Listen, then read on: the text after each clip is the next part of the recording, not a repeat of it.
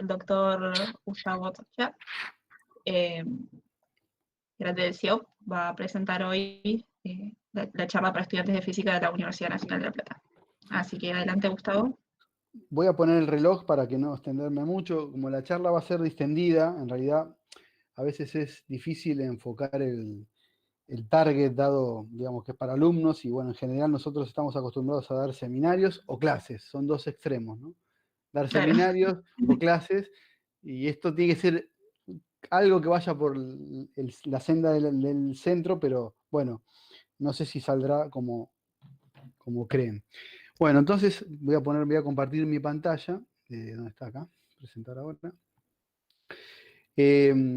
La idea de esta charla es un poco que tengan un pantallazo de qué es lo que estoy trabajando o vine trabajando durante los últimos años de mi carrera como investigador del CONICET. Un poco les puedo contar. No sé si ahí ven bien mi cámara o cómo me ven o ven toda la pantalla. ¿Qué ven? Te vemos Sí, a sí. vos y a la pantalla. Ah, bien. Bueno, entonces la idea de esta charla es un poco darle un pantallazo de lo que vine trabajando en los últimos años y motivaciones, digamos, perspectivas y distintas opciones de trabajo y bueno, y una iniciación en esta temática. En realidad, esta temática, como la titulé, bastante compleja, es interacción de pulsos ultracortos y materia, fundamentos de esta interacción, que en realidad no solamente voy a hablar de la fotónica integrada, sino que voy a hablar de algunos fundamentos de interacción que tienen que ver con otro campo de investigación que yo de a poco me fui metiendo en colaboración con unos grupos de Alemania y España, y bueno, que se hizo una tesis teórica acá en la Universidad de La Plata, y bueno, que ahora tenemos otra tesis en curso y siempre es una asignatura pendiente poder hacer algo experimental de esos temas de interacción de pulso, ultracurso y materia, no lo que voy a contar de fotónica integrada, sino para generación de radiación de pulsos de segundos. Bueno, como ya me presentaron, sigo. Más o menos este es el índice de la charla, es un poco extenso, pero voy a tratar de mostrarle algunos conceptos y dos grandes campos, digamos, la interacción con sólidos y lo que se conoce como altos armónicos, que son la base física para generar pulsos de segundos. Ustedes saben que la relación de Fourier entre el contenido espectral y temporal llevan una relación, o sea, si yo quiero conseguir un pulso muy corto de luz, a ver, ¿saben lo que es un segundo? Me imagino que sí. A ver, no. Un segundo es un pulso que tiene una duración de 10 a la menos 18 segundos. ¿Me están escuchando? Porque no me contestó nadie. ¿Hola? Sí, sí, se te escucha. Se escucha, O supongo sea, que la respuesta es no. no saben. Bueno, entonces no me voy a, porque ahí ya arranqué con algo. Bueno, y el segundo es un tiempo muy pequeño, muy breve, y en general es muy, digamos, en los últimos 20 años, más o menos, hay un gran desarrollo en esta física, mucho en parte experimental. ¿Por qué? Porque si uno tiene una sonda temporal en esta escala de tiempo, obviamente que puede medir procesos muy rápidos. ¿Qué procesos son muy rápidos? Por ejemplo, reacciones químicas, movimiento de electrones en materiales, y muchas cuestiones. Si uno hace una cuenta en un modelo semiclásico de cuánto es la órbita de un electrón alrededor de un núcleo, más o menos es del orden de cientos de segundos. Entonces, si uno tiene algo para mirar esos electrones, un reloj que sea más corto que ese tiempo, uno podría ver qué ocurre con los electrones. Bueno, y por eso esta importancia de este campo de la física. Bueno, y la otra parte de este campo de la física, que es el maquinado, tiene que ver con la interacción. Que esta interacción empieza a ser relevante o importante cuando aparecen pulsos cortos, pero con una intensidad razonable. Entonces eso aparece cuando aparecen láseres ultracortos amplificados. Como saben, en el año 2018 dieron el premio Nobel a ese logro que se logró en los años finales de los 80. A Donald, ¿cómo es? ¿Cómo es? Acá tengo los nombres. la próxima transparencia, que no nos olvidé, a Gerard Mourou y a Dora Strickland, estas dos personas que están aquí, una canadiense y un francés. Entonces, con ese tipo de, ¿cómo es? De sistemas, es posible conseguir este tipo de interacción y, digamos, empezó a ser relevante el micromaquinado con láser en sólidos, ¿no? Obviamente que este campo de altos armónicos también es importante con esta nueva generación de láseres.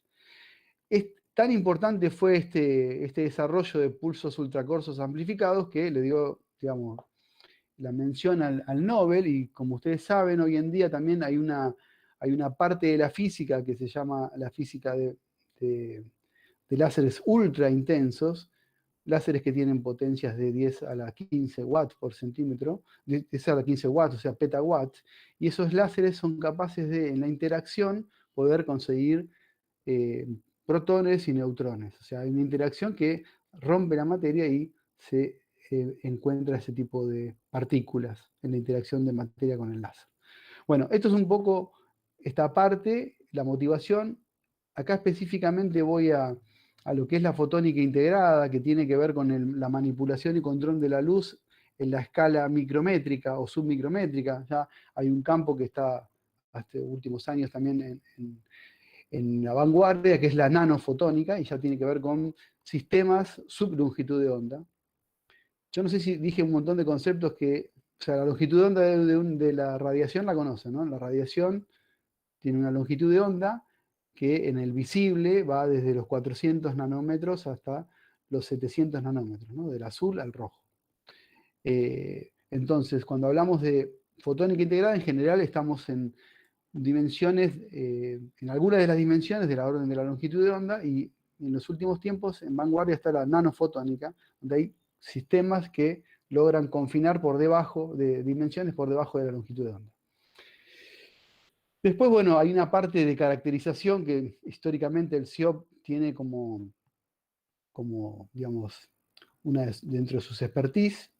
Una de las líneas que yo manejo también es la espectroscopía Raman confocal. Raman también fue merecedor del premio Nobel en los años 60, o sea, hace más de 60 años. Y Raman es una espectroscopía en el cual de alguna manera vincula los procesos de desexcitación de una molécula, ya esté en estado sólido o líquido, y que está relacionado con vibraciones de estas moléculas, y que de alguna manera su espectro de vibración o de dispersión de la luz que interactúa con ellas es como una suerte de huella digital, y que de alguna manera con esta espectroscopía uno puede saber qué tipo de molécula es, o si esa molécula sufrió alguna deformación. Después, bueno, otra técnica que también es bastante utilizada es Light-Induced Breakdown Spectroscopy, es la radiación que se hace con láseres intensos, y es posible de ionizar el material y generar un plasma de ese material donde conviven átomos neutros, iones y electrones. Y de ahí, como hay un plasma fuera del equilibrio y aparecen líneas atómicas de transiciones, es como podríamos ver un montón de líneas que van a caracterizar a esos iones o átomos. La espectroscopía láser tiene que ver con la excitación de niveles de energía y desexcitación.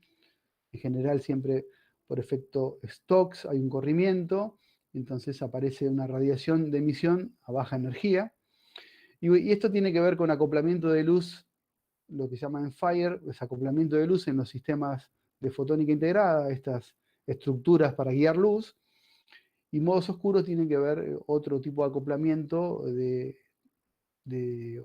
a través de onda evanescente en películas que admiten modos de propagación en esas estructuras.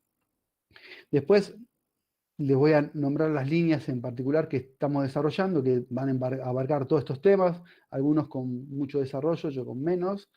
Y bueno, después un poco el perfil del estudiante que me pidieron, pero bueno, es una idea muy general que les quiero dejar a ustedes. Bueno, como les conté, el premio Nobel de 2018 se logra haciendo este sistema láser que el kit de esta estrategia es tener un oscilador de láser. O sea, ¿ustedes saben lo que es un láser? No, no. Sí, eso creo que sí. Sí, bueno. Entonces, tiene que ver con Einstein y tiene que ver con la radiación estimulada, ¿no? Entonces, cuando tengo un láser, tengo lo que se llama la inversión de población, o sea, puedo obtener cada fotón que llega a excitar a un nivel excitado, puede desexcitarse y se emite estimuladamente como el fotón de esa transición. Bien, entonces, yo tengo un láser en una cavidad, que en realidad es lo que logro la cavidad para que se logre esa inversión de población y tengan muchos, en realidad hay láseres de distintos niveles, de 3 y 4 niveles, el de 4 niveles, que es uno de los láseres más simples y con menor umbral, puede ser, por ejemplo, el láser de neodimio YAG, es un láser de 4 niveles donde el nivel, o sea, se excita un superior, va a un estado metaestable. En ese estado, el metaestable quiere decir porque el tiempo de vida en ese nivel es bastante largo y decae a un nivel cuarto que está vacío. Entonces, en general, siempre se logra que la población del nivel metaestable siempre es mayor que el nivel, digamos, final, y entonces es muy fácil conseguir láser en ese tipo de materiales. Yo conseguí en ese tipo de láseres un trabajo que hicimos en el año 2007 en estas guías que después les voy a contar que grabamos con el láser, y la verdad fue muy interesante y además no utilizamos espejo para tener la cavidad, o sea que se generó un láser por reflexión de Fresnel en la interfaz vidrio o cristal y aire, que hay una reflectividad. Esa reflectividad hizo que vuelvan los fotones a la cavidad y de alguna manera generar ese láser de 4 niveles de neodimio. Entonces, como le dije al principio, hay una relación entre el ancho espectral de un láser y su pulso de duración. Obviamente que las fases de todas esas longitudes de onda dentro del pulso láser van a tener que estar, valga la redundancia, en fase para poder tener un pulso. Si están aleatoriamente en la fase entre cada una de esas componentes, no voy a tener un pulso y voy a tener un láser, digamos, una ráfaga en el tiempo. En general, entonces, un pulso corto se obtiene cuando tengo un láser con un ancho de banda espectral y que está en fase. Hay distintos métodos para poner en fase. Uno de los más conocidos es el anclaje de modos. Entonces tengo una cavidad y con algún medio hago que los modos todos se pongan en fase y luego entonces se genera ese pulso corto. Eso se logró a finales de los 80, se generaron con sistemas que se llamaban decolorante, que eran emisores en banda ancha, pero en realidad no pasaron a mayores porque en realidad el colorante se deterioraba con la potencia, entonces nunca generaban pulsos intensos. Entonces, había que conseguir un método de poder amplificar los pulsos. Entonces, Muru y Donna Strickland lo que hicieron fue, a partir de un pulso, lo que hicieron fue, lo estiraron, o sea, separaron los colores, como se ve acá, y luego lo amplificaron con otras barras, por ejemplo, otros medios activos y bombeos externos, y después tenían el pulso estirado, pero ya con mucha intensidad. Y luego, con sistemas no refractivos, o sea, sistemas de espejos con redes, lograron comprimir y mantener la fase y conseguir un pulso intenso. Con eso se abrió, como yo les dije, la física de interacción con materiales y con gases, o sea, la interacción con materia, y en realidad generó una nueva era, ¿no? Y estos láseres con esta tecnología se han escalado y se han logrado tener grandes instalaciones, como la que ven acá, que está en la Universidad en el Centro Láser de Salamanca, que se generan protones en la interacción de láseres de petavatios. Esta es una cámara, obviamente, que se trabaja todo en vacío. El haz tiene este diámetro y está entubado para mantener en vacío todo. Y esto, obviamente, que acá la interacción se hace en esa cámara en vacío. Obviamente que hay cámaras de inspección y además esta sala se maneja a distancia porque, bueno, obviamente hay radiación, gamma, y entonces hay que estar protegido, ¿no?, contra la radiación. Todo surge de este trabajo que hicieron estas dos personas en el año 85. Casualmente había un físico acá argentino que trabajó en compresión de pulsos sobre esos años en los laboratorios Bell, que se llama Oscar Martínez de la UBA, no sé si lo conocen, y realmente ha sido un referente en este tema, y también ese trabajo pionero que fue anterior al trabajo de Murú y de Donald Strickland fue, digamos, inspirador en algunos aspectos respecto de este trabajo seminal que dio ese cambio notable en los pulsos ultracortos. Bien, como les dije, sólidos y líquidos. Bien, la interacción. La motivación de esta interacción es generar con los gases lo que se conoce como altos armónicos y generar pulsos de datos segundos. Y en sólidos, bueno, hay muchísimas interacciones, digamos, motivaciones. Una, el micromaquinado de precisión. Lo que ocurre con estos pulsos es que la interacción es tan precisa y, digamos, y electromagnética, que no hay lo que se llama una zona afectada por calor, entonces no hay una difusión térmica tan evidente, y entonces se puede definir bien la región focal de donde yo quiero interaccionar, y puedo definir perfectas estructuras micrométricas o del orden de limitadas por difracción con este tipo de interacción. Bueno, lo de las guías de onda, bueno, es una cosa que surgió, digamos, con esta herramienta tecnológica en el año 2000, más o menos, fines del 90 y pico, un grupo americano empezó a hacer esta interacción con sólidos y empezó a ver que podía modificar, digamos, micrométricamente el índice de refracción de un material y podía de alguna manera confinar luz. Ustedes saben que para que la luz quede atrapada en una guía de onda óptica, o en el rango óptico, tiene que tener un índice de refracción mayor en la región donde viaja la luz que su alrededor, ¿no? Eso es una guía óptica. El mismo concepto que tienen las fibras ópticas. El core tiene un índice de refracción mayor que el recubrimiento, que es el cladding de las guías ópticas. Luego, cuando uno controla este tipo de tecnología, ya puede empezar a jugar un poco y en lugar de tener una guía de onda, que en realidad confina la luz en una dirección y tiene una guía recta y podría ser, de alguna manera, podría ser un sistema, digamos, importante para generar láseres o para generar amplificadores o para generar óptica no lineal, por ejemplo. Ya es interesante también trabajar con circuitos ópticos en el cual ya la luz no viaja solo en línea recta, sino que podemos hacer curvas, divisores de frecuencia, acopladores por onda evanescente, etc. Distintos motivos que a uno se le puede ocurrir donde uno va a gobernar la luz y dirigirla por donde quiera. Por favor, si tienen que interrumpirme o decirme algo que no entienden o que voy muy rápido, me paran y me dicen, porque quiero que no sea solo un monólogo. Pero bueno, esta es la primera parte. Bueno, acá es un poco escalas temporales de lo que sería interesante estudiar con los pulsos ultracortos. Este sería el rango de pulsos hasta datos segundos.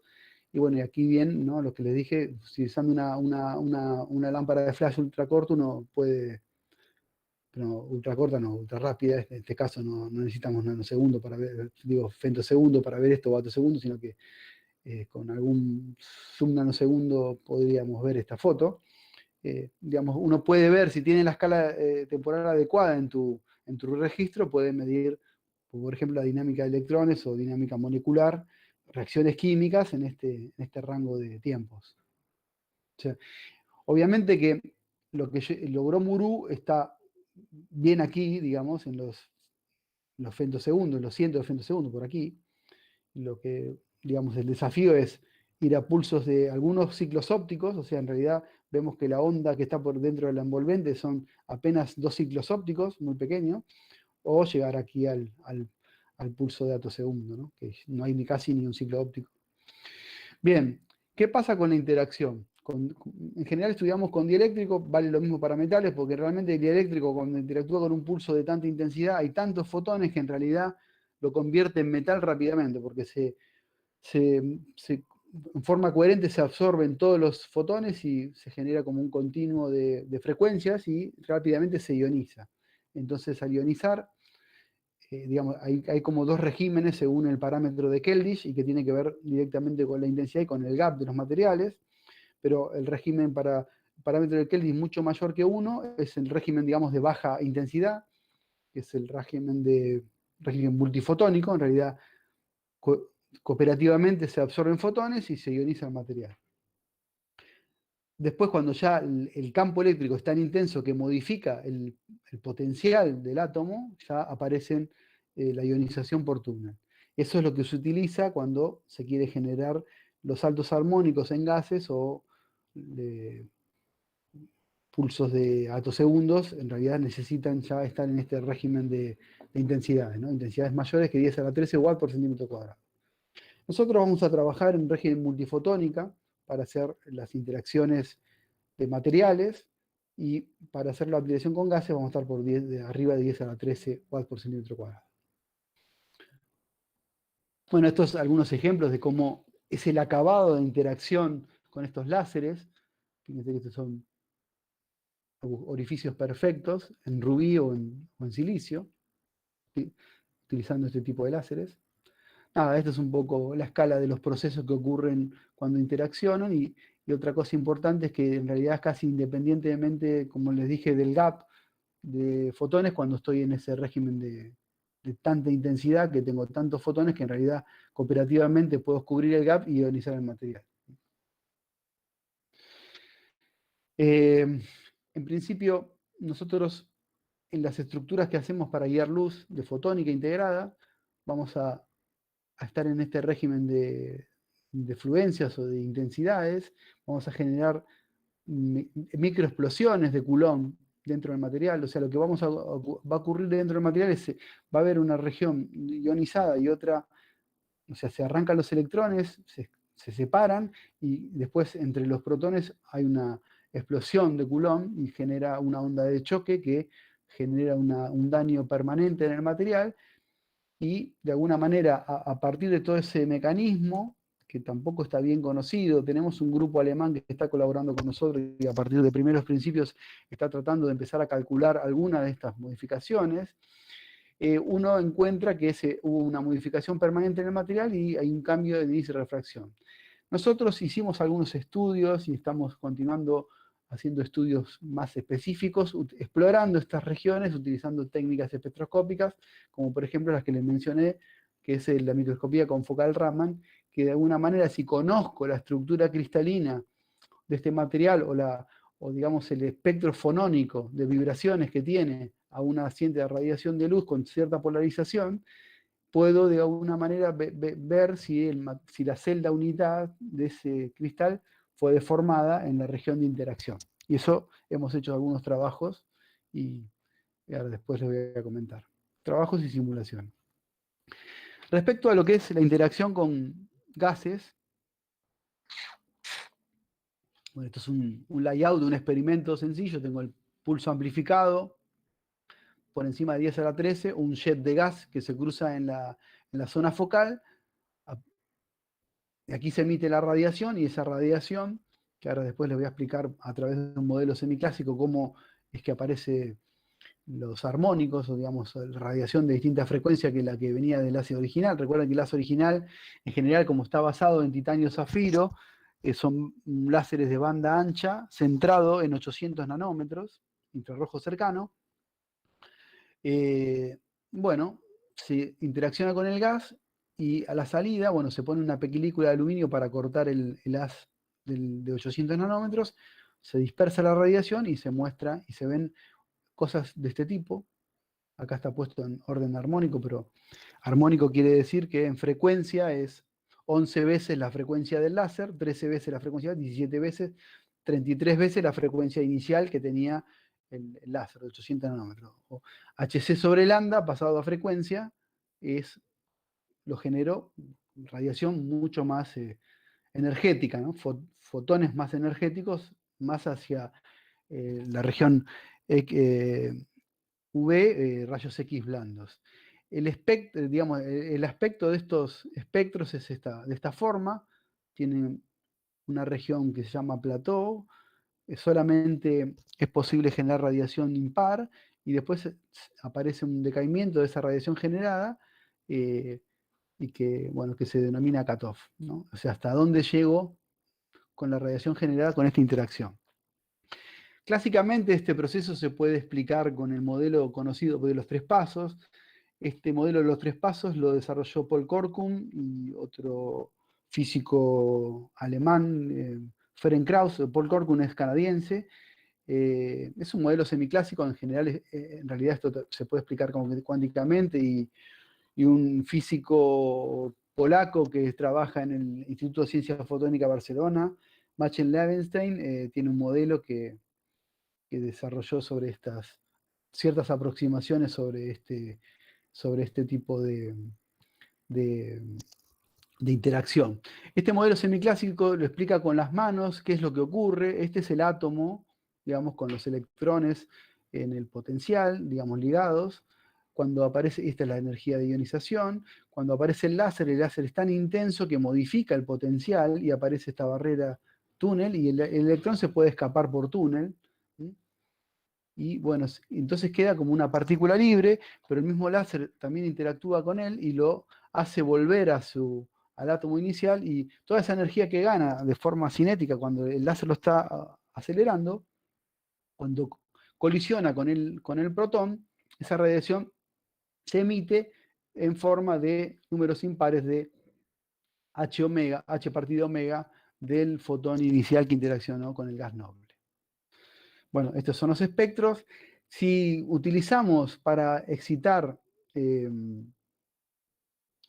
los, los gases, utilizamos pulsos con este aspecto que tienen. Este es el pulso láser que tiene una envolvente así, y digamos casi tiene un ciclo y medio óptico. Es posible generar una región cerca del cutoff que es casi continua, como la que se muestra acá. Esto es todo simulado igual.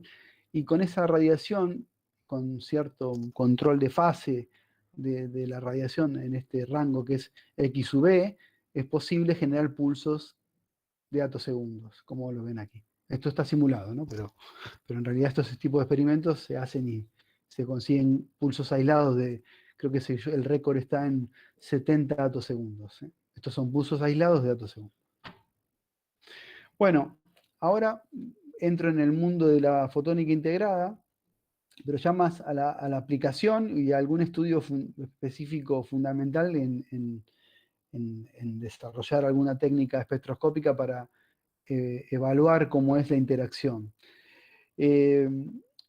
Como les dije, la fotónica integrada se ocupa de manipular la luz en la escala micrométrica, como por ejemplo aquí tienen esto se denomina acoplador direccional, o sea, uno puede meter luz acá y eligiendo adecuadamente las dimensiones de la distancia entre estas guías, el índice de refracción, etcétera, uno puede de alguna manera manipular qué cantidad de luz sale a la salida.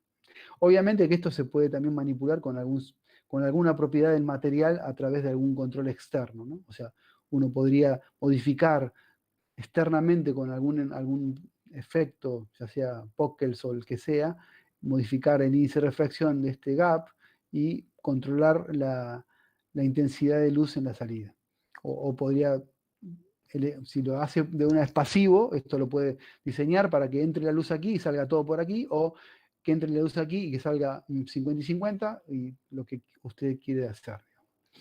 Este tipo de dispositivos en general ahora, digamos, se utiliza en las redes domiciliarias de fibra óptica, las redes, lo que se denomina la última milla, y sirve para, digamos, de la bajada troncal, no de la troncal, sino de la parte domiciliaria, poder dividir, perdón, la señal y poder tener, esto va a los usuarios, ¿no? Este tipo de splitter de radiación. O sea, nosotros ahora tenemos un proyecto que para hacer, no con una técnica de escritura láser, sino basado en silicio, pero obviamente fotónica integrada, que es hacer este tipo de circuitos basados en silicio.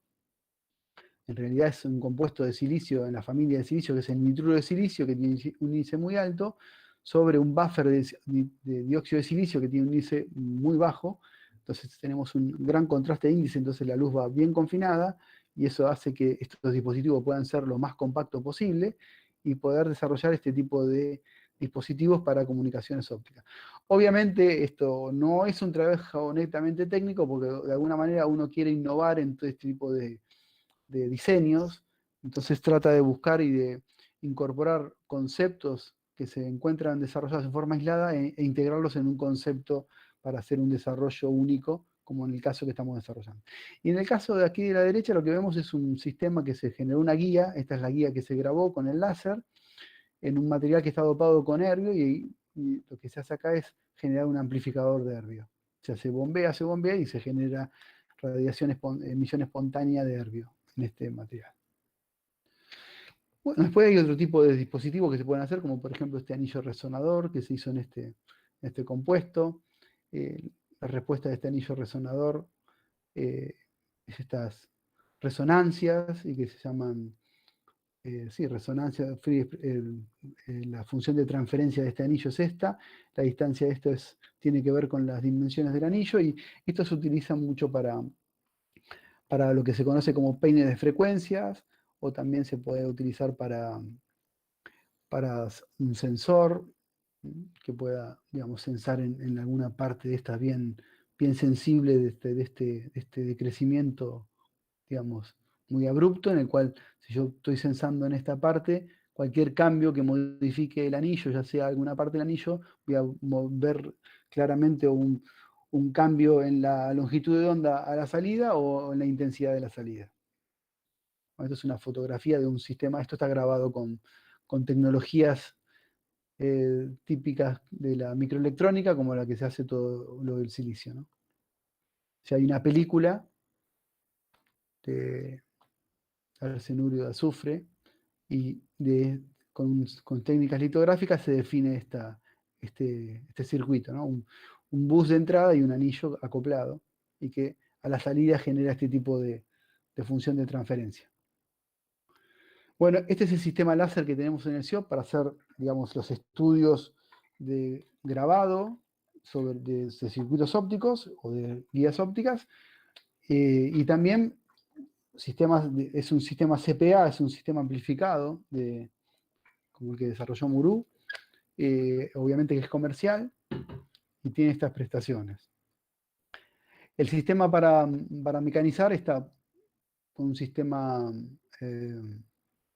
de espejos para controlar, sistema de lambda medios, que son retardadores ópticos, y un polarizador para controlar la energía, y después un sistema que redirecciona el haz y lo hace incidir de forma vertical sobre una estación motorizada de 3 ejes con control submicrométrico para, digamos, poder escribir los motivos que queramos escribir, como por ejemplo un anillo y una guía de bus, o un interferómetro Mach-Zehnder, o bueno, lo que queramos escribir. Entonces se controla con una PC, hay una forma de introducir las coordenadas que queremos que se desarrollen en el circuito óptico que voy a grabar, y luego después voy a una evaluación de la calidad de este circuito.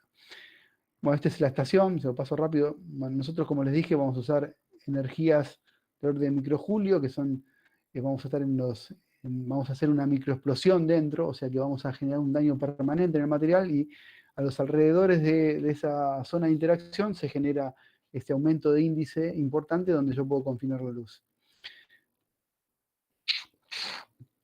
En esta transparencia, o en esta diapositiva, puedo mostrarles cómo sería la interacción, ¿no? Los pulsos del láser se enfocan puede ser con una lente o con un objetivo microscopio en el interior del material. Se genera esta zona donde se ocurre el breakdown. Hay defectos. No sé si conocen lo que son los centros de color. En general acá se generan centros de color, por eso está oscurecido. La onda de choque se expande de aquí y genera deformaciones en la zona aledaña. También se rompe la cristalinidad y aparece un material amorfo, si esto es de un cristal. Y bueno, y esa es digamos, el aspecto típico que tiene una zona de interacción cuando estoy grabando de las guías ópticas con el láser. En realidad, yo grabo guías que de alguna manera confinen la luz con dos paredes de estas que estoy grabando con el láser, y en la zona entre estas dos paredes yo puedo acoplar luz y saco luz. O sea, la luz puede viajar acá porque generé un índice de refracción mayor, y justo en la zona de interacción genero una barrera de índice menor. Entonces tengo por dos lados, puedo confinar la luz. Por la zona entre medias de las guías, porque aumentó el índice debido a la onda de choque y a la deformación mecánica que se generó, y donde interaccionó con el láser porque hubo una reducción del índice de refracción. Bien, entonces una tesis que se desarrolló en el grupo, que se hizo en ingeniería, se hizo en el área de materiales, la idea fue estudiar un poco qué ocurría acá en la interacción, entonces estudiamos el espectro Raman del niobate de litio para una configuración de polarización, dependiendo de entrada o de salida. Este es el aspecto del espectro Raman. Estos son fonones característicos del material, de este material, que es un óxido ternario que se llama niobate de litio. Tiene niobio, litio y oxígeno 3, este material. Ese material lo utilizamos porque tiene excelentes propiedades electroópticas, acústico-ópticas, o propiedades no lineales. Entonces es un material bastante buscado para ver si uno podía grabar esas guías de onda. Nosotros las grabamos, pero bueno, también nos interesó estudiar un poco para controlar mejor el proceso, estudiar un poco qué le hace el láser a estos pulsos ultracortos al novato de litio. Entonces estudiamos esta interacción a través de evaluar cómo son el espectro Raman de este material. Entonces utilizamos una teoría que se llama teoría de deformación potencial, en el cual los fonones Raman tienen una dependencia con la deformación mecánica que se genera en el cristal, con estas dos constantes de deformación. Y bueno, y reportamos por primera vez estas constantes de deformación porque encontramos un correlato respecto a la deformación del espectro Raman con esta interacción.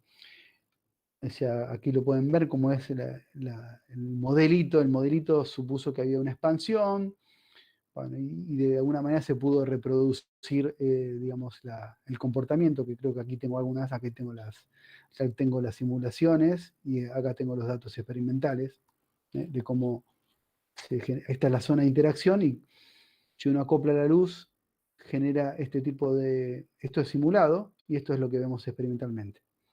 Como ven, el modelito funciona bastante bien y a partir del espectro Raman pudimos un poco entender cómo evoluciona, o con este modelito mecánico, cómo a través de las deformaciones, bueno, esto es cómo está vinculada la deformación con el estrés. Cómo pudimos, digamos, de alguna manera, vincular la deformación en el material con la variación en los fonones del espectro Raman. Obviamente eso lo hicimos, como está dicho ahí, como esto es un microscopio, pudimos relevar, digamos, mapas, ¿no? Mapas de deformaciones. Entonces eso es más rico para poder tener información más relevante y poder sacar información más provechosa para el modelo. Bueno, después, eso era una parte, digamos, de estudio fundamental. Entonces después también hay que saber acoplar la luz. Esto es un sistema de acople de luz, y acá en el centro hay un cristalito muy pequeñito, que es color verde, que es cromo dopado con un fluoruro. Es un cristal también no lineal y que está dopado con cromo, que con el cromo, como saben, el cromo es un metal de transición, y como cuando está en impureza en este tipo de aisladores, genera niveles en el gap, y esos niveles en el gap tienen un espectro de emisión ancho. Aquí, por ejemplo, estudiamos fuentes de luz en el cristal este que les nombré, el niobate de litio, dopado con erbio y iterio, que son dos tierras raras. Las tierras raras tienen como espectro característico líneas muy estrechas. En este caso, lo que nos interesa es la línea que emite el erbio en la banda de comunicaciones, que es en 1,5 micrómetros. Entonces queríamos ver si podíamos fabricar guías y controlar un poco la polarización de estas guías. Entonces fue interesante este estudio. En realidad funcionó, propagó las dos polarizaciones de un láser en la banda de comunicaciones. Se pudo generar radiación en la banda de comunicaciones, que esta es la radiación del erbio. No vimos cambios importantes en la vida media, o sea que la deformación que generó el láser a nivel espectroscópico no es tan dañina, o sea que en principio preserva las propiedades, o sea que es un material que se podría utilizar. Estas guías que fabricamos nosotros se puede utilizar como un medio amplificador para la banda de comunicaciones. Otro material, como les mostré, ese verdecito que teníamos, es el de cromo. Esta es la banda de emisión del cromo. Entonces, bueno, vemos los modos de guiado en el cromo y esta es la banda de emisión. Queríamos ver también si era interesante, si notábamos cambios importantes. Pensábamos que como el cromo era un metal de transición y estaba bastante acoplado a la red cristalina, íbamos a ver cambios y no vimos nada. No les expliqué recién que las tierras raras, al tener niveles ópticos apantallados por los electrones más externos, ya que los niveles ópticos están en las capas 4F, en principio no sienten tanto el campo cristalino, pero bueno, sí vimos algunos pequeños cambios en el caso anterior. Bueno, después, esto es más práctico, digamos, cómo hacemos los software para generar los distintos circuitos. Les quiero contar esto que sí es interesante, que es el módulo interferómetro Mach-Zehnder, que es un dispositivo que hicimos, que de una manera es controlar una entrada-salida de luz, tener un 0 y un 1 óptico de forma electro-óptica. Entonces hicimos este dispositivo, que es un interferómetro de 2 ramas, que entra la luz, se divide en dos y se vuelve a unir. Y si están en fase las 2 ramas, tengo un máximo, y si están en contrafase, tengo un mínimo. Ese control de fase entre las ramas lo puedo controlar por el efecto electro-óptico que tiene, como les dije, el niobato de litio, este cristal, tiene esa propiedad, entonces desarrollamos este dispositivo. Nada, el efecto electro-óptico hace que el índice de refracción cambie con un campo aplicado. Bueno, desarrollamos una serie de dispositivos en una oblea, bueno, les muestro rápidamente. Tuvimos que depositar metal en la superficie para generar ese campo externo con una fuente de tensión y nada. Bueno, les muestro rápidamente. Pegamos fibra óptica porque lo integramos, acá lo terminamos. Este es el dispositivo integrado y acá está la modulación electro-óptica y acá está, les muestro esto. En realidad lo que hicimos fue generar la modulación electro-óptica y ver cómo cambia en una fase y una contrafase. Y esta sería en la zona lineal de aplicación de tensión, como la señal de salida sigue a la señal que está dribriando la señal óptica. O sea, esta es la señal electrónica y esta es la señal óptica. También desarrollamos acopladores por onda evanescente, o sea, la luz entra por aquí, pongo dos guías lejanas y cuando una guía ve a la otra, la luz se empieza a acoplar y reacoplar dependiendo del largo, y bueno, pudimos generar este tipo de dispositivos y los hemos hecho terminados, es un acoplador de onda evanescente. Bueno, otras aplicaciones que se pueden hacer y que por ahí vamos a empezar en tiempo cercano es hacer dispositivos en óptica cuántica. No sé si Lorena algo les contó el año pasado. Bueno, esto es de un grupo de Canadá, de Roberto Morandotti, que nos visitó en febrero del año pasado, no, de este año a nosotros, nos dio un seminario y bueno, nos mostró algunas cosas interesantes que nosotros con un poco de la expertise que tenemos en el desarrollo de circuitos ópticos podemos emplear en colaboración con el grupo de óptica cuántica de Teoría de la Información del departamento, Rossignol y Lorena Rebón, y bueno, en generar, digamos, estos sistemas, digamos, más grado de libertad que tienen que ver con la radiación que se genera en estos anillos y que se generan a través de procesos no lineales.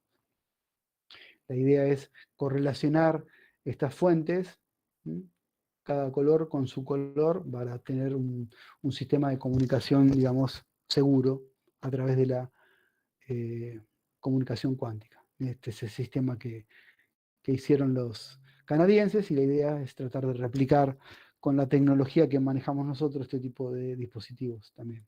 El niobato de litio es un cristal no lineal y este tipo de fenómeno que es espontáneo four-way mixing es posible generarlo, así que nosotros podemos intentar hacer este tipo de, replicar estos experimentos en este tipo con nuestros cristales y con nuestra tecnología. Bueno, después otra arista importante que abrimos es lo de la fotónica del silicio. Como le dije, tenemos un proyecto del 2017 con la Comisión de Energía Atómica que posee la infraestructura para desarrollar todas las técnicas litográficas para definir los circuitos ópticos en este tipo de obleas. Estas obleas las compramos obleas comerciales que tienen nitruro de silicio, óxido de silicio y silicio.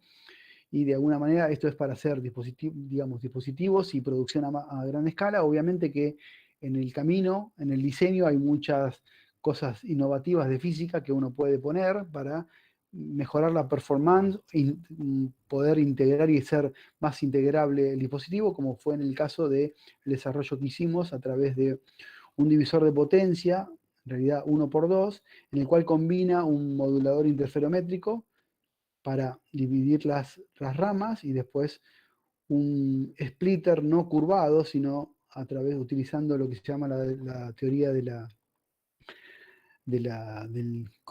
acoplamiento coherente, que la luz digamos, la luz no quiere seguir curvas abruptas, entonces si uno de alguna manera empalma esa curva abrupta con pequeños segmentos que cumplan la condición de acople coherente, la luz que se quiere ir, que cumple una condición de fase, puede reacoplarse y de así no perder la luz, y ese tipo de teoría nos permite poder hacer dispositivos, digamos que con estos cambios de índice de refracción que tengan ángulos completamente muy abruptos y que el dispositivo sea replenamente muy compacto.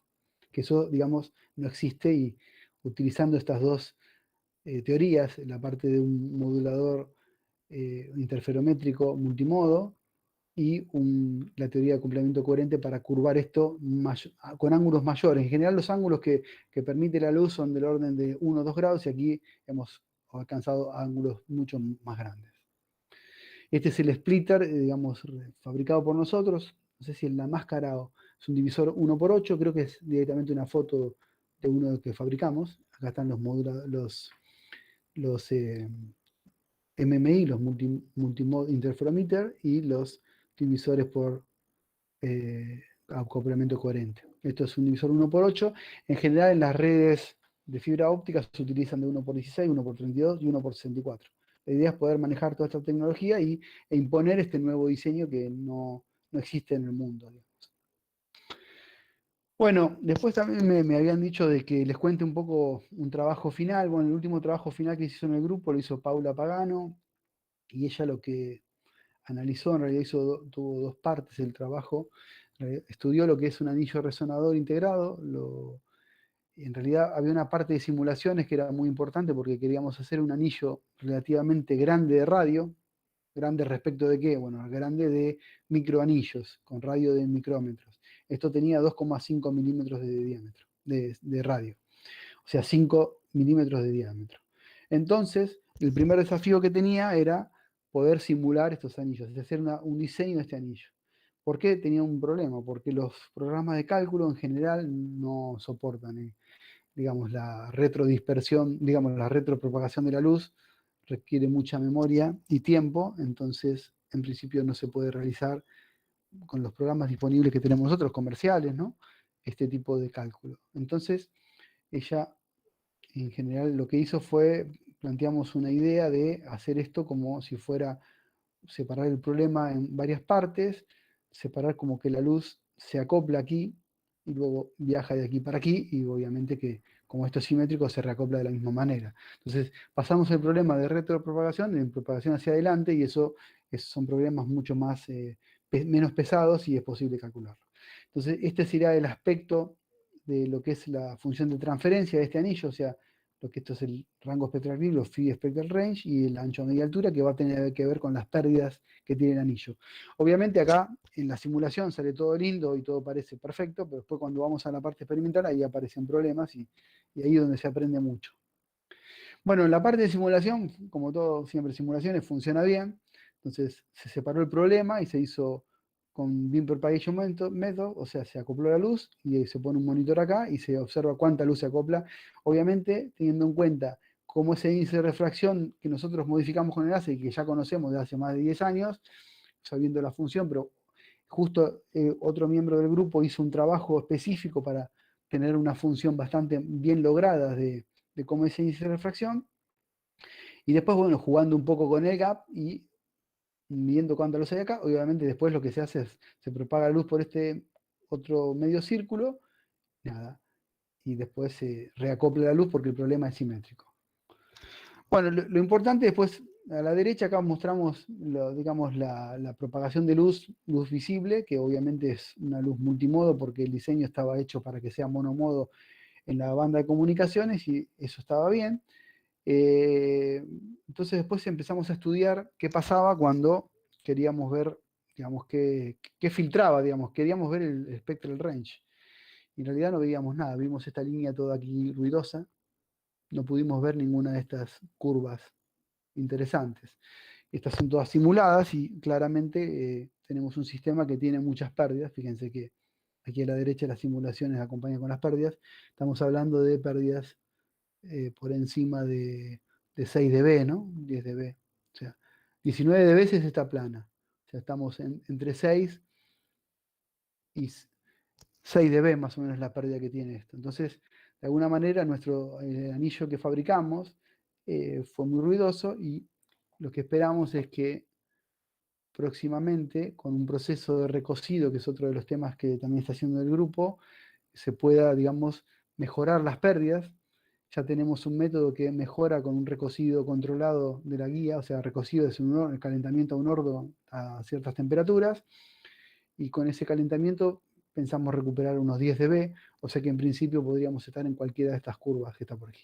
O sea, de la verde a la violeta. Esas serían las curvas que esperaríamos ver. Tener esa curva, ya podríamos tener un sensor que pueda, digamos, de alguna manera medir algo si nos ubicamos en esta región, por ejemplo. Bueno, vamos terminando casi. Perfil del estudiante, bueno, las materias, esto es totalmente tentativo. Obviamente que el seminario de óptica avanzada, electrónica estaría bien, seminario de sólidos también, señales también, obviamente simulaciones computacionales, podría ser tópica en materia condensada, y después se podría discutir alguna materia más, pero bueno, en principio todas estas estarían bien.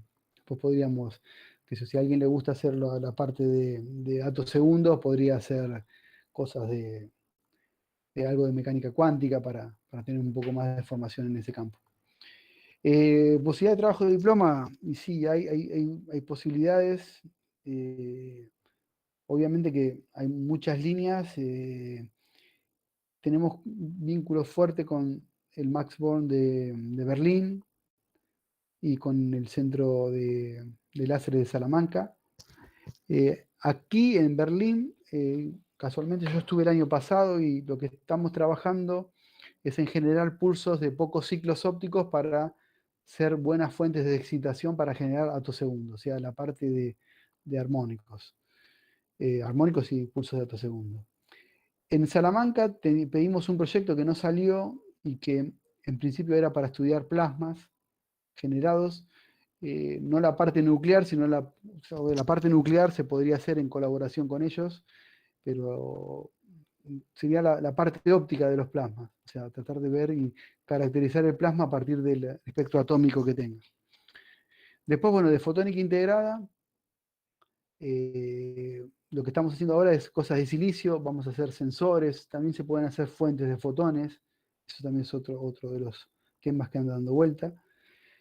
Vamos a seguir con la escritura y seguimos con los fundamentos de interacción. Tenemos una colaboración, como les dije, en un grupo de Alemania que hace cálculo ab initio y mezclado con cálculos de dinámica molecular, y en realidad estamos estudiando, queremos estudiar algunos efectos en la escala submicrométrica, entonces queremos saber si podemos hacer algunos experimentos de sincrotrón o de transmisión electrónica para encontrar algunos cambios de la celda de unidad. Entonces ahí podemos, hay un estudio fundamental de interacción, más con láseres de pulsos ultracortos de 100 femtosegundos que tenemos nosotros. Después, aplicaciones, sería de escritura, hacer aplicaciones para medir cosas, podrían ser sensores por onda evanescente, podrían ser anillos resonadores, podrían ser acopladores direccionales. Y bueno, como les dije, de la aplicación de óptica cuántica es montar algún tipo de anillo para hacer espontáneo four-way mixing, para generar pares de fotones y tener qubits con distintos grados de libertad dados por las distintas longitudes de onda que puedan resonar en el anillo. Bueno, más o menos esto era lo que les quería contar. No sé si me extendí demasiado, pero...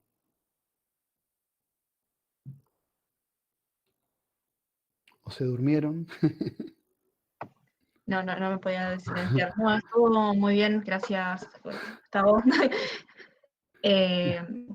y supongo que ahora viene la parte de preguntas. A ver, traté de poner más o menos lo que me dijeron. Obviamente, pregunten todo lo que quieran. Tengo tiempo, no hay problema. Ya el parcial ya fue. No sé lo que pasó, si estalló o no, ya está. Me llegaron en un momento, no sé si vieron que apagué el WhatsApp web porque empezaban a sonar, no, chao. No, igual dejé un ayudante, dejé un ayudante que es casi doctor en física, pero bueno. Bueno, cualquier pregunta estoy disponible, obviamente, si quieren conocer el SIOP, bueno, lamentablemente ahora no se puede conocer, pero digamos, yo puedo acercar información, puedo tener una charla informal con alguno de ustedes si le interesa más, o vincularlo con otra gente. Creo que el año pasado dio otra gente del SIOP también una charla. Tengo No sé si, entendido que sí.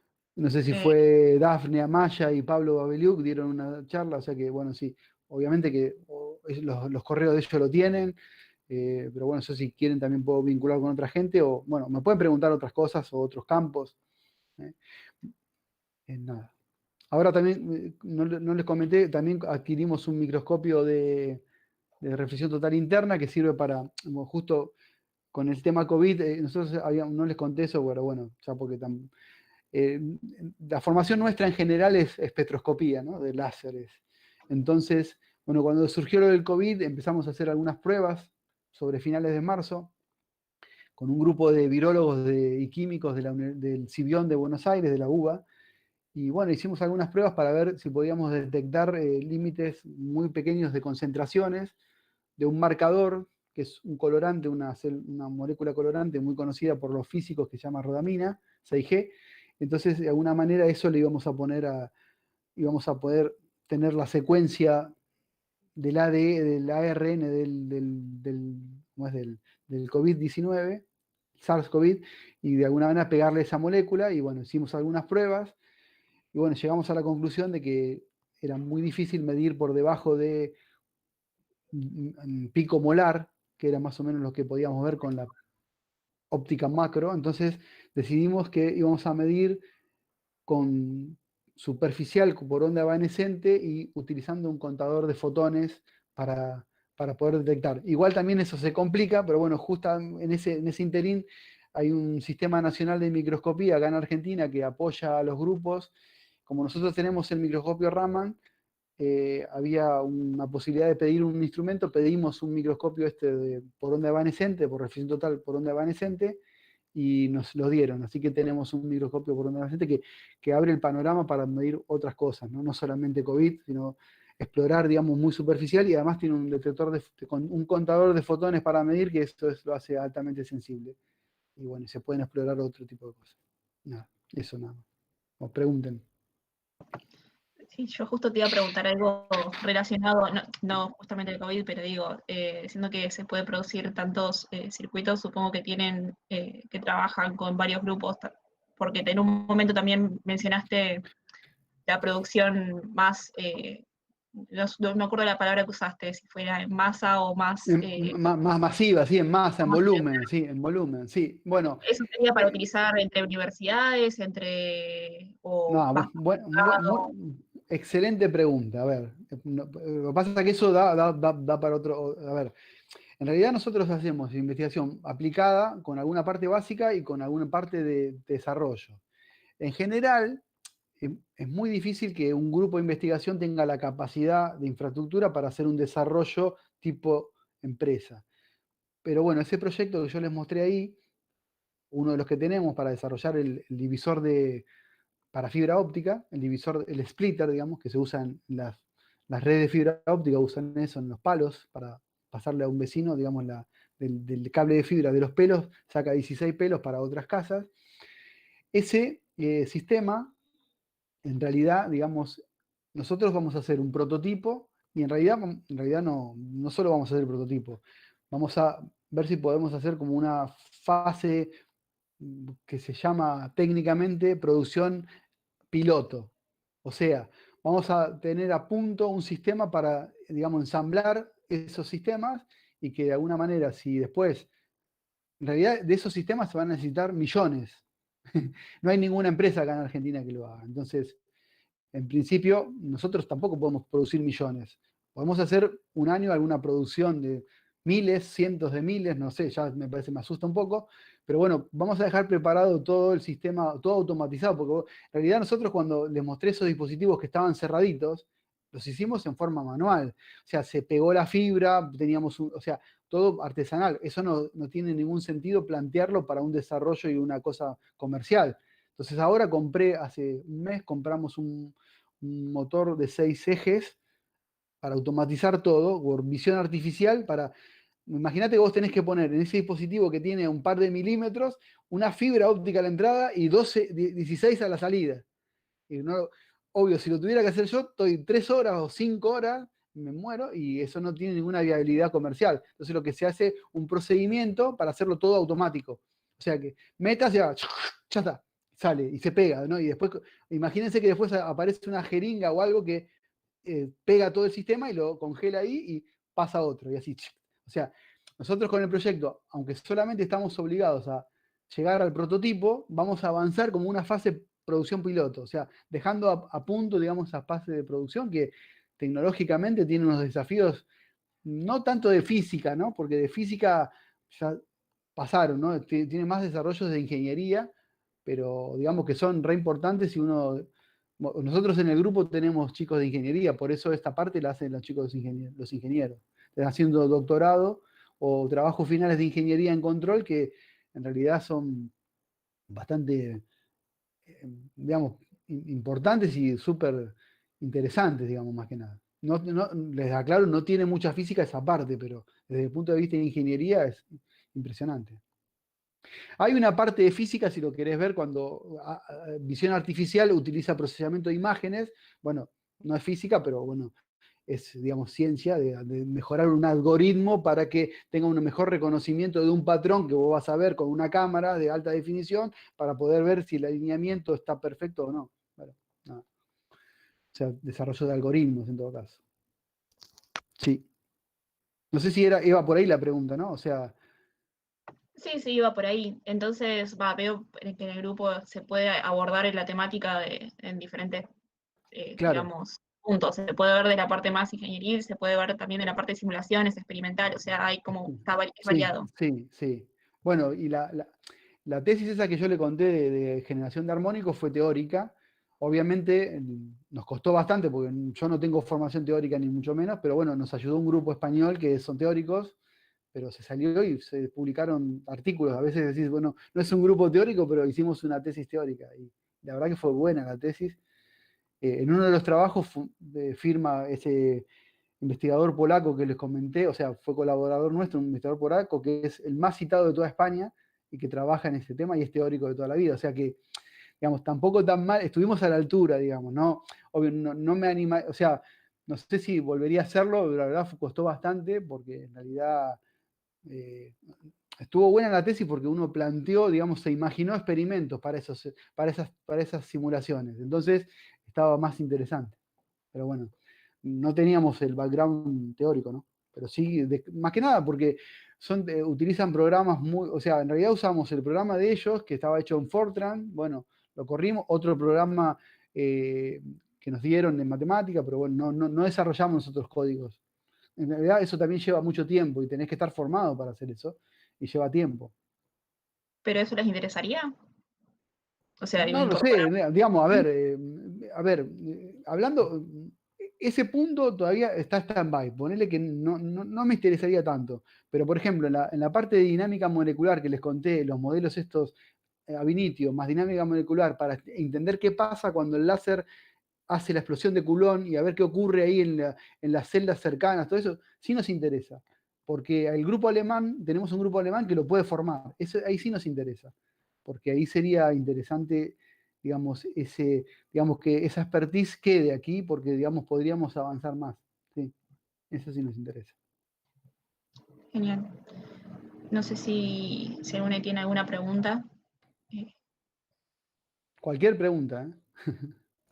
Yo tengo una pregunta sobre Sí, un comentario que hiciste ahí medio al pasar sobre el final. sí, Que dijiste que interesaba trabajar en plasmas por sí, bueno, todo el tema óptico y demás, no la sí. parte nuclear. Pero, Sí. ¿es que directamente lo descartan o es que de momento no tienen A interés en encarar eso? ver, en la parte nuclear decís. Sí, No, a ver, es que, a ver, ahí casi ocurre lo mismo que lo otro, que lo que comenté recién con respecto a la resolución de la ecuación de Schrödinger con potencia temporal en 3 dimensiones. O sea, yo no tengo formación teórica, entonces se me escapan algunas cosas. Hay temas que son fascinantes, no les hablé porque en realidad con ese tipo de láseres se puede lograr lo que se llama el límite de Schindler, o sea, perturbar el vacío. O sea, se pueden generar pares en el vacío. O sea, pero claro, ya eso es física nuclear pura y dura. Obviamente que yo los puedo vincular con ese grupo y son bienvenidos, digamos, el que está interesado en eso, pero digamos, yo no puedo dar un apoyo desde el punto de vista de física porque no conozco muchas cosas.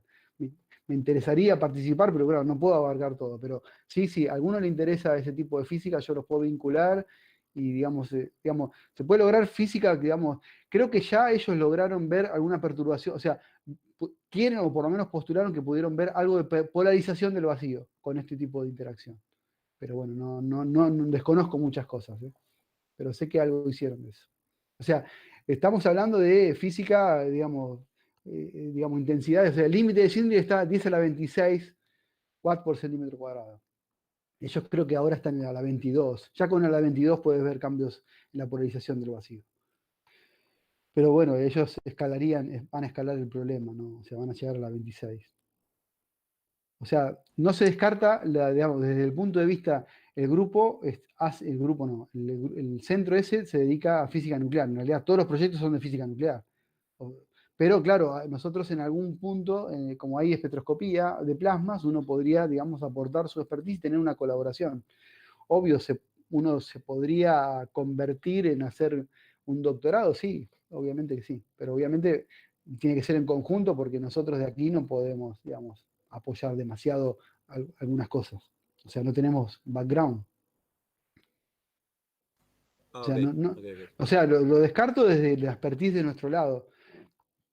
No de que si a alguno le interesa, yo los puedo contactar y hasta podría participar yo como de, digamos, no sé, asesor académico, pero digamos, me parece que la batuta la tiene que tener la gente que está en el tema, ¿no? Claro, entiendo. Gracias. No por nada. Obviamente que también hay efectos relativistas que se pueden estudiar, electrones relativistas, o sea, hay cosas de teorías, digamos, de experimentos que para la teoría serían muy interesantes. A alguno que le interesa la teoría en este tipo de estructuras tan grandes, podría hacer algún experimento relativista de electrones y cosas así.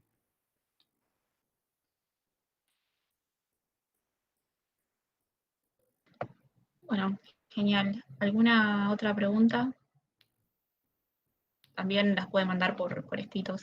Tienen mi correo, pásenle mi correo y no hay problema. Cuando quieran me pueden consultar, no tengo ningún problema. Sí, acá usualmente lo grabamos y lo subimos a YouTube y lo subimos con el mail Bien, de bien, investigadora. bien, perfecto. Bueno, Así que bueno. espero que les haya gustado y bueno, traté de hacer lo que mejor pude, digamos, no sé si, creo que, no sé si fue muy elevado el nivel, creo que no, pero bueno, cualquier cosa, Estuvo muy interesante. Muchas gracias. Sí, estuvo muy bien.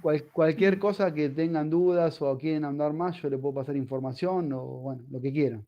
Estoy para eso. ¿Listo? Buenísimo. Muchísimas gracias. No, por nada, nos vemos. Suerte. Muchas Chao, gracias a todos chao, los que chao. vinieron Muchísimas también. gracias.